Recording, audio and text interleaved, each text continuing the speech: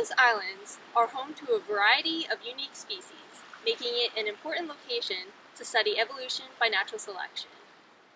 When it comes to natural selection, most people think of the Darwin finches, which were studied by Charles Darwin and enabled him to theorize about evolution. However, most people do not know that the mockingbirds were actually just as important for Darwin's theory. Many do not even know what a mockingbird is. Mockingbirds are medium-sized songbirds belonging to the family Mimidae. They are best known for their unique song and interesting ability to mimic other species of birds. Throughout the world, there are 16 species of mockingbirds, 4 of which are found on the various islands of the Galapagos. According to the theory of island biogeography, these 4 species found on the Galapagos should be most closely related to the long-tailed mockingbird, which is found in mainland Ecuador. However, previous studies on phylogenetics done on mockingbirds have shown that this is not true. The 4 species of mockingbirds on the Galapagos are actually more closely related to the species found in the Caribbean and North America. This led us to further explore how the Galapagos mockingbird relates to those found throughout various other locations. Our research focuses on the evolutionary history of mockingbirds with an emphasis on those found within the Galapagos. We researched various traits found within mockingbirds and created phylogenetic trees of those traits. These trees we analyzed to figure out the origin of the traits and also to look at how the species of mockingbirds on the Galapagos have either adapted or maintained these traits for survival on the island. To create these phylogenetic trees, we used ND2, which is a mitochondrial DNA sequence. We got this information from GenBank. The first tree that we constructed portrayed the location where each mockingbird species can be found in the world. As this tree shows, the ancestor of all the species of mockingbirds originated in North America. From there, several mockingbird species moved to South America. Although we would have assumed the mockingbirds to move from South America to the Galapagos, that did not occur.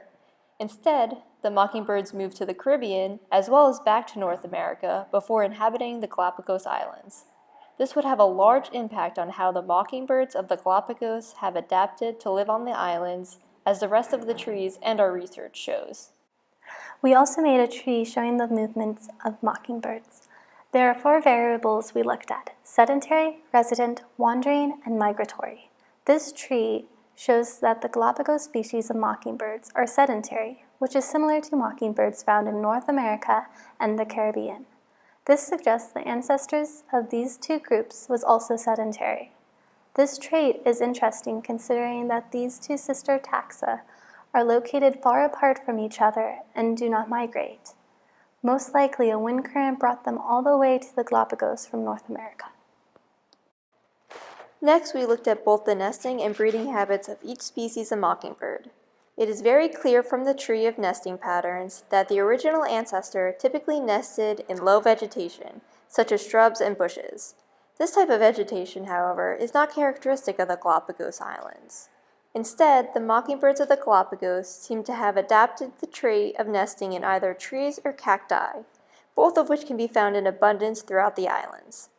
The common ancestor of all the mockingbirds most likely tended to breed in the middle of the year, from May until approximately August. Although the mockingbirds of South America shifted their breeding season to begin around September, the mockingbirds of the Galapagos shifted their breeding season to the beginning of the year, from January through April. This is most likely due to the fact that the climate at this time of the year is typically warmer and wetter on the islands, making it ideal for breeding. Both the nesting and breeding patterns of the species of mockingbirds found in the Galapagos mirror those of their closest relatives in the Caribbean and North America. The final tree we constructed was over age. Our hypothesis for this was that the mockingbirds found in Isabella, Santa Fe, Floriana, and other islands would be the younger mockingbirds because these islands are younger. San Cristobal and Hispaniola are the 2 oldest islands currently above water, and that is where we expected our oldest mockingbirds to be found. We were wrong. According to our data, this is actually flipped to the point of where the colonization of the Galapagos mockingbird and the Floriana mockingbirds, the ones currently found on Isabella, Floriana, and other islands around there, are older than the islands they live on. This meant we had to take a different way of thinking. San Cristobal and Hispaniola are around 5 million years old. Isabella and the other islands are less than 2.5 million years old. Our research suggests that the common ancestor of all the Galapagos mockingbirds is 7 million years old. So what happened? To explain this, we are at the Parque Nacional de Galapagos, where we have a map of all the islands. So this is San Cristobal, this is Santa Cruz, and Isabella, and then there are also all the other islands that are surrounding it. And so what this map doesn't show is that there are also a lot of islands that have sunken over time, and these islands are about 15 million years old. So with our data, it says that the ancestor of all the mockingbirds is 7 million years old. So it came and would probably colonize the islands that are currently sunken. And then once these islands start to sink, it would go to that different islands that were still up and above the water.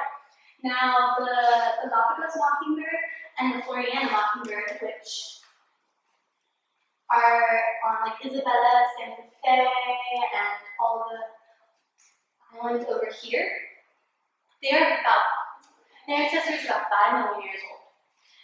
And these islands are 2.5 or less million years old. So they would probably be island hopping and keep trying different islands until they settled here when the habitats just suited them better. The San Cristobal mockingbird and the Hispaniola mockingbird are found here, and their divergence is about 700,000 years ago, according to our data.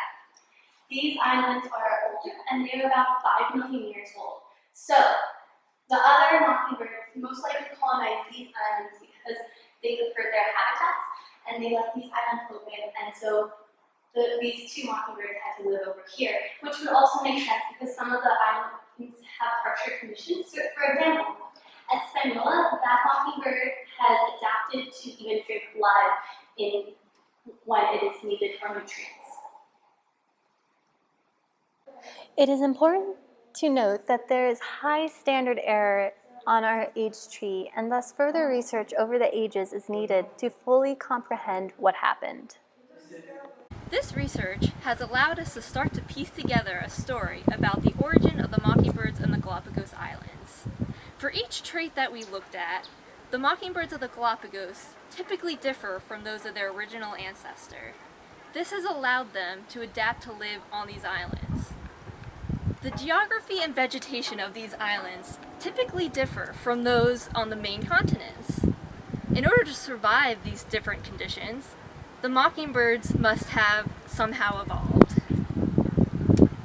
As we stated before, the mockingbirds of the Galapagos are most closely related to those found in the Caribbean as well as in North America, which are also found in island ecosystems.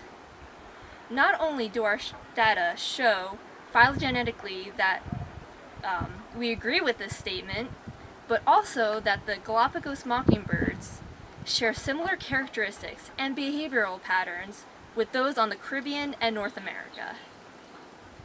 So how did the mockingbirds of the Galapagos come to differ so greatly from their original common ancestor, while the species from South America typically maintain their original traits? Since the mockingbirds of the Galapagos came from the Caribbean and North America, they could be pre-adapted to living on islands, since their close relatives also inhabit islands. It would be interesting to further research this topic in order to come to more concrete conclusions about how the mockingbirds of the Galapagos have adapted to living in differing environments from their ancestors.